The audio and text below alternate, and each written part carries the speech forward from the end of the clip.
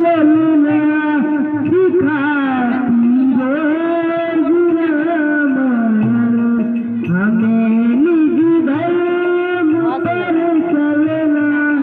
सिखाती रोज रामायण सदा शुभ आचरण करना बताती रोज रामायण सदा शुभ आचरण करना बताती रोज रामायण जिन्हें संसार सागर से उतर कर पार जाना है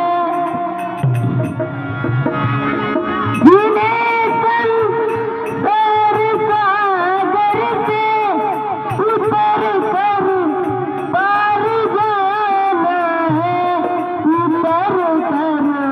पार जाना है जिन्हें सुख से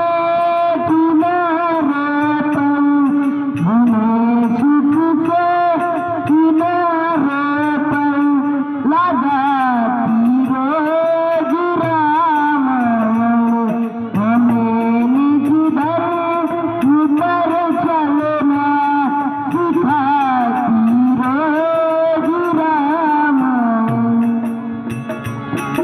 सरल कविता की कुंजों में बना मंदिर है हिंदी का सरल कविता की कुंजों में